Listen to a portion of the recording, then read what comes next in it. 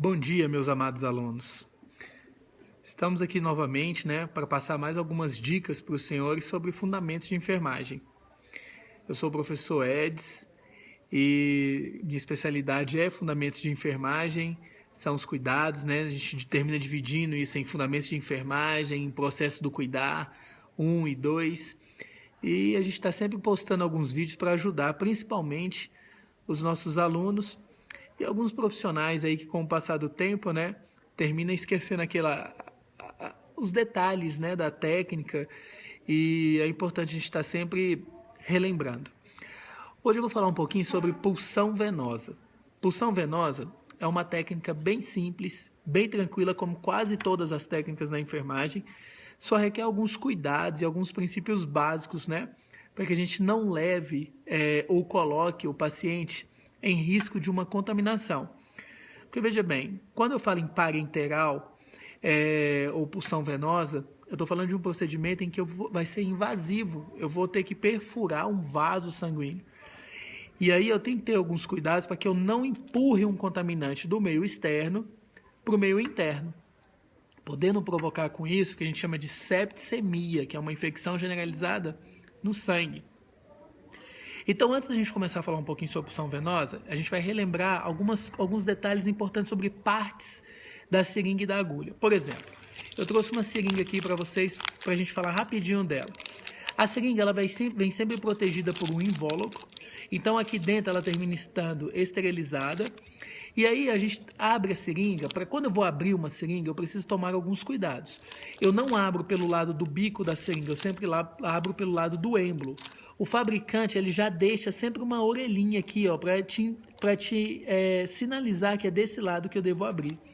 Então veja bem, eu pego a seringa, vou abrir sem rasgar o invólucro, sem furar, A gente nota que os colegas com a prática diária aí costuma pegar e abrir a seringa de qualquer forma, rasgando. Ela não deve ser aberta dessa forma, para que você evite, por exemplo, ficar sobrepondo o contaminante nessa seringa, Então veja bem, eu abri, tiro a seringa pelo lado do êmbolo.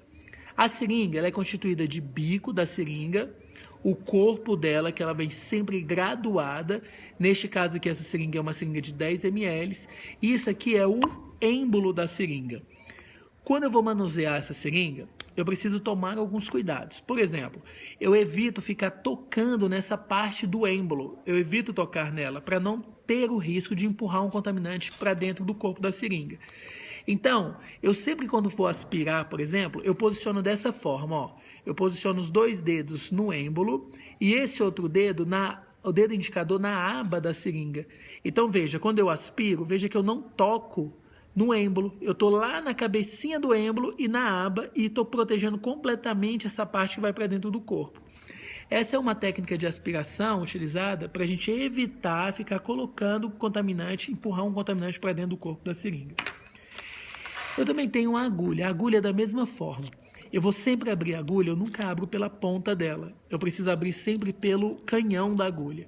Então eu pego aqui, abro a agulha pelo canhão dela e retiro.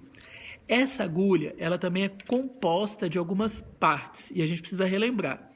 Aqui bem na pontinha dela, deixa eu ver se vocês conseguem visualizar. Bem aqui na pontinha, você vai ver que é onde tem aquele buraquinho por onde sai a medicação. Essa parte, essa pontinha dela nós chamamos de bisel. Esse bisel, ele é importante você entender e saber que ele existe, porque ele determina também a forma como você vai administrar uma medicação num acesso ou numa via. Vou citar um exemplo. Por exemplo, se eu vou fazer uma pulsão venosa, esse bisel ele deve estar para cima e não para baixo e nem lateralizado. Então, por isso que é importante eu saber o que é um bisel, para que eu possa determinar a forma como ele vai entrar ali naquela via. Eu tenho também a haste da agulha e o canhão da agulha, tá certo? Essas são as partes de uma seringa e de uma agulha, relembrando os meus amados aí. Como a gente vai falar de pulsão venosa, eu também trouxe aqui os materiais e a gente vai realizar a técnica de uma forma bem assim simples, prática, para que vocês relembrem esse procedimento. Então eu preciso de uma bandeja, ok? Essa bandeja, todo o material, a gente segue aquele princípio básico. Não se executa procedimentos e técnicas na enfermagem levando na mão uma seringa, uma medicação, nada disso. No bolso do jaleco, a gente leva tudo em bandejas, tá certo? Isso vai atender ali princípios básicos, inclusive da biossegurança. Essa bandeja eu preciso fazer a antisepsia dela. Então, lembra da aula anterior? A gente coloca o álcool e vem com papel toalha ou uma gaze, executando a limpeza, a asepsia dessa bandeja, realizando a asepsia dela, sempre no sentido único, limpando também as bordas, preparando ela para receber o material. Depois disso, eu começo a colocar o material para pulsão venosa.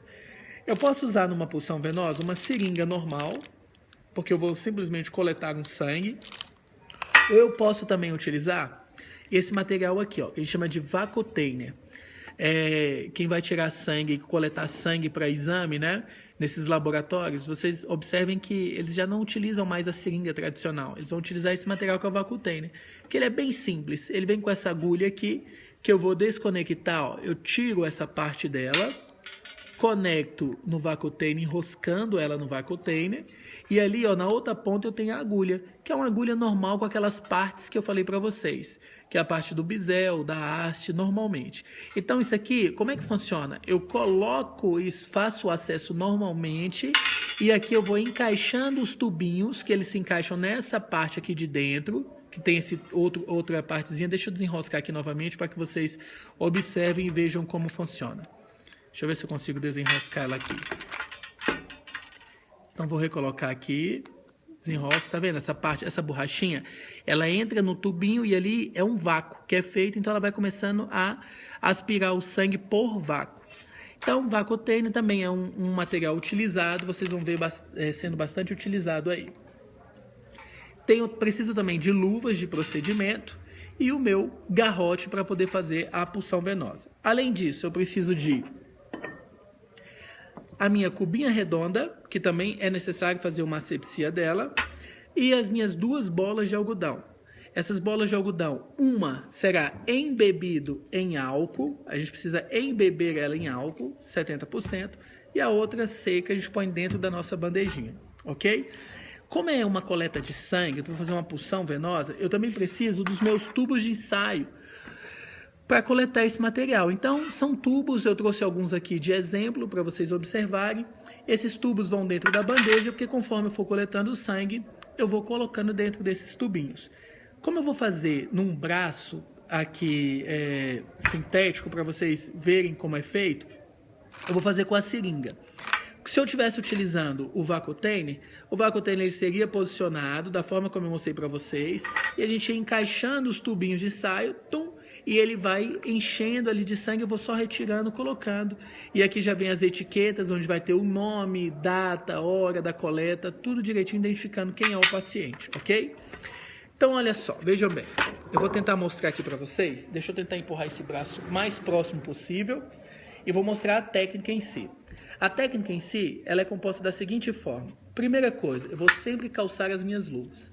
Então, vocês já devem estar lembrados das nossas aulas anteriores. A gente tem uma técnica para calçar a luva de procedimento, né? A gente evita ficar sobrepondo o contaminante. Então, eu vou calçar a minha luva de procedimento. Vou pegar o meu garrote. Vou garrotear o braço do meu paciente. Eu sempre garroteio esse braço dele, tentando manter uma distância de até 4 dedos do local onde será feita a pulsão. Então, eu vou garrotear. O garrote também tem uma forma correta de se fazer. O laço do garrote, ele deve ser mantido para cima e não para baixo. Então, veja o que eu faço, ó. Eu estico o garrote, tranço e olho o laço dele como vai ficar. Ele fica com o laço para cima, dessa forma aqui, ó. Tá certo? Ele nunca fica para baixo. Identifiquei o vaso que será feita a pulsão. Feito a identificação, eu desgarroteio e começo a preparar agora todo o meu material. Vou primeiramente abrir a minha seringa. Lembra que eu disse no início? Eu abro a seringa pelo êmbolo, tiro, conecto na minha agulha, seguro dentro do próprio invólucro e agora eu vou tocar daquela forma na cabeça do êmbolo, na aba da seringa e veja, ó, vou descolar esse êmbolo. Às vezes a seringa tem um pouquinho de tempo que está aqui E aí ela cola o êmbolo, fica difícil para a gente aspirar lá quando fizer a punção. Então veja, ó, descolei o êmbolo, eu retiro a seringa e protejo o êmbolo. Eu guardo ela dentro do invólucro dessa forma. Volto ela para a bandeja. Agora vou realizar o processo, ó. Garroteio 4 dedos, laço do garrote para cima. Feito o garrote, vou garrotear o laço para cima. Feito o garroteamento, eu vou observar o melhor acesso. Eu jamais devo ficar batendo o dedo para tornar mais proeminente esse acesso. Isso é um macete que é utilizado que é errado. A gente não deve fazer isso. Eu posso provocar hemólise, a quebra dessas hemácias, dependendo do exame que será feito, isso pode interferir no resultado. Então, o que a gente pode fazer é passar o dedo no acesso, esquentando um pouco esse local, para provocar uma vasodilatação, para melhorar a minha visualização. Esse acesso, às vezes, ele pode ser visível e às vezes eu só posso observá-lo por tato. Observei, vi o acesso. Vou pegar o meu algodão embebido em álcool e vou realizar a antisepsia. A antisepsia, eu coloco ela do meio, giro para cima. A mesma, viro o algodão, giro e passo para cima. Deve-se evitar ficar passando o algodão, igual a gente também observa alguns casos. Ficar passando, a gente não deve fazer isso. Eu vou fazer por 2 vezes. Ponho no centro, giro e subo, viro o algodão e faço a mesma forma. Essa antisepsia, ela também vai ser feita no sentido em que o bisel vai entrar. Se o bisel vai entrar para subindo, então a antisepsia é feita subindo também. Volto o algodão para a minha bandeja, pego a minha seringa, vou desencapar a agulha pegando bem na pontinha da capa da agulha.